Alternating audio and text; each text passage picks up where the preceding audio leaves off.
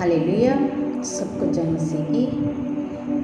प्रियो, आज हम परमेश्वर के वचन में से जानेंगे कि जो आज का ये समा चल रहा है, जो आज हम न्यूज़ देख रहे हैं, इज़राइल में युद्ध हो रहा है। ईरान और अमेरिका, इज़राइल आपस में काफ़ी देश हैं जो युद्ध कर रहे हैं। हालेलुया। तो इन युद्धों के बारे में बाइबल हमें क्या बताती है और ये युद्ध किस चीज़ के चिन्ह हैं। आप सब बाइबल पढ़ते हैं और आप जानते हैं कि बाइबल में बताया गया है कि अंत के समय में युद्ध होंगे। हालेलुया।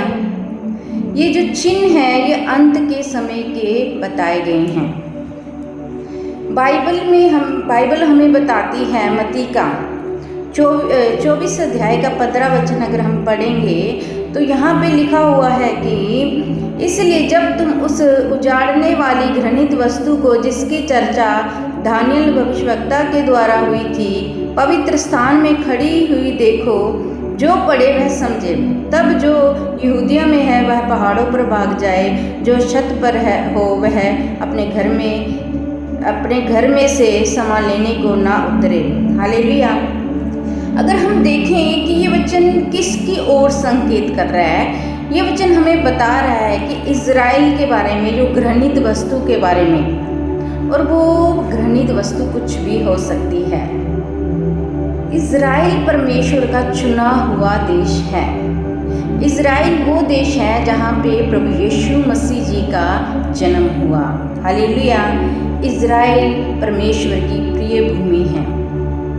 ये इज़राइली वो हैं जो मिस्र चले गए थे, जो गुलामी में फंस गए थे और परमेश्वर ने मूसा के द्वारा उन्हें वापस लाया, उस गुलामी से आज़ाद कराया। उनको बड़े बड़े चिन्ह दिखाए, उनके साथ बड़े बड़े चिन्ह किए, चमत्कार किए, उनके लिए पानी निकाला चट्टानों में से। उनको जब जंगल में खाना नहीं मिला तो परमेश्वर ने स्वर्गीय खाना इज़राइलियों के लिए दिया, मन्ना। इज़राइली वो हैं जिनके लिए परमेश्वर ने समुद्र को 2 भाग किया और उनको रास्ता दिया फिरौन से बचने के लिए। ये वो हैं इज़राइली परमेश्वर के प्रिय हैं, चुने हुए हैं। और ये फिर क्या बार बार क्या करते हैं, प्रभु की आज्ञाओं को तोड़ते हैं और प्रभु को क्रोध दिलाते हैं। इन लोगों के साथ जो चमत्कार हुए, जैसे कि समुद्र 2 भाग हो जाना, बहुत ऐसे चमत्कार हुए जो परमेश्वर ने इनके साथ किए, इनको बचाया। लेकिन ये लोग विश्वास करते हैं फिर डगमगा जाते हैं, विश्वास करते हैं फिर डगमगा जाते हैं। इज़राइली कौन है? याकूब, जिसका नाम परमेश्वर ने इज़राइल रखा था, याकूब। तो ये सारे जो इज़राइली हैं ये परमेश्वर के प्रिय हैं, परमेश्वर इनको बहुत प्रेम करता है।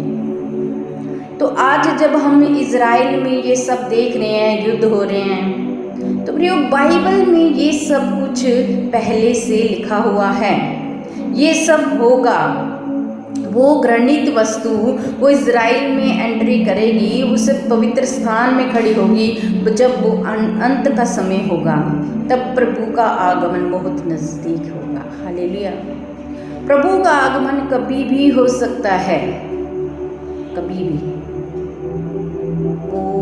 कोई तारीख हम नहीं दे सकते क्योंकि परमेश्वर ने हमें तारीख नहीं दी।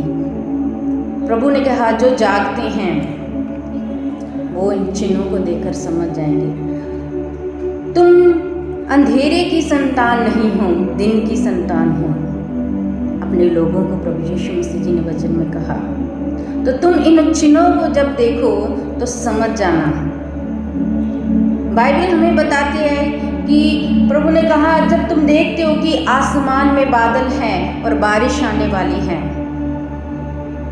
तुम कैसे समझ जाते हो कि अब बारिश आने वाली है, जहाँ बादल लाल है, तूफान आने वाला है।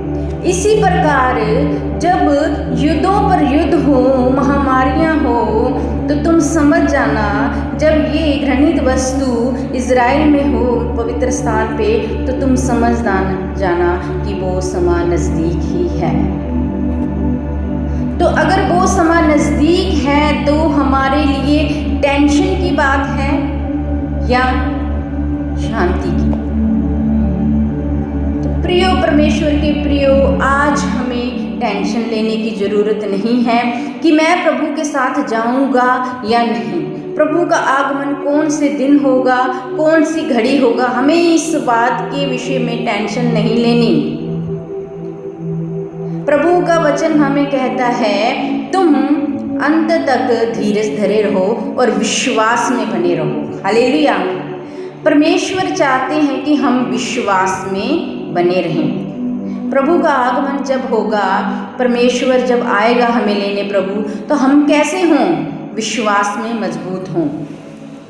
ऐसा ना हो कि हम विश्वास में कमज़ोर पड़ जाएं और अपने जो संसारिक जीवन है उसमें प्रभु को भूल के हम उसमें व्यस्त हो जाएं। ऐसा ना हो। प्रियो, आज हमें विश्वास में मजबूत होने की ज़रूरत है। आज हमें डरने की ज़रूरत नहीं कि इज़राइल में ये हो रहा है, वहाँ पे वैसा हो रहा है, मुझे कोई कुछ कह देगा या कोई मेरी बुराई करेगा अगर मैं प्रभु यीशु मसीह पर विश्वास करता हूँ या करती हूँ। आज हमें अपने विश्वास को मजबूत करने की ज़रूरत है। अगर आप प्रभु पे भरोसा करते हैं तो आज से ही अपने विश्वास को मजबूत करें कि हे प्रभु, प्रभु से मांगें, हे प्रभु मेरा विश्वास मजबूत करें कि मैं धीरज धरे रखूं, जब आप आओ तो मैं तैयार रहूं। हालेलुया। प्रियो, तैयारी खींच के रखिए, तैयारी बना के रखिए, अपनी विश्वास की, आत्मिक जीवन की तैयारी बना के रखिए। अगर आपने अभी तक तौबा नहीं की तो जल्द ही आज ही तौबा कर लीजिए, क्योंकि परमेश्वर का, प्रभु यीशु मसीह का आगमन कभी भी हो सकता है। हालेलुया। शांति भी होगी, युद्ध भी होंगे, शांति भी होगी। पर ये मत सोचिए कि मैं जब ये सब हो जाएगा तब ये होगा, उसके बाद ये चिन्ह होगा, उसके बाद प्रभु आएगा, फिर मैं तौबा कर लूँगा या कर लूँगी। प्रियो, परमेश्वर सब जानता है, हमें सिर्फ चिन्ह दिए हुए हैं और हम परमेश्वर के साथ चालाकी नहीं चल सकते। आप विश्वास करें, प्रभु आपके साथ हैं। हालेलुया। आप पाप वाले जीवन को छोड़ दें, तौबा करें, परमेश्वर में बढ़ें और अपने विश्वास को मजबूत करें। हर एक बुरी चीज़ को छोड़ दें, हर एक बुरे स्वभाव को छोड़ दें, बुरी बातें छोड़ दें, विश्वास में दृढ़ होते जाएं। प्रभु पर विश्वास करें कि प्रभु जल्द ही आने वाला है। ये पाप वाला जीवन, गलत काम, ये क्या करेंगे? अगर हमारे जीवन में होंगे तो ये हमें प्रभु से दूर कर देंगे। आज ही तौबा करिए, अपनी आत्मा का नुकसान ना करें। तौबा करें, गलत कामों से तौबा करें। अगर आपके जीवन में कोई गलत काम है तो आज ही तौबा करें। अगर कोई नशा है तो आज ही तौबा करें। अगर आपने किसी को बुरा बोला है या आपने निंदा की है या आप कुछ भी ऐसा करते हो जो वचन के खिलाफ है, तो प्रियो, आज ही तौबा करें और रेडी रहें। अपने आप को तैयार रखें, अपने आप को तैयार रखें। प्रभु का आगमन कभी भी हो सकता है। आप दानियल की किताब पढ़ेंगे तो 12 अध्याय 11 वचन में, वहाँ पे भी आपको अंत समय के बारे में मिलेगा। प्रियो, ये मत सोचिए कि जब ये वाला चिन्ह पूरा होगा, जब ये न्यूज़ आएगी तब मैं तौबा कर लूँगा। प्रभु तो हमारा दयालु है, बहुत क्षमा करने वाला है, लेकिन आप जानते हो कि ये समय अनुग्रह का समय है।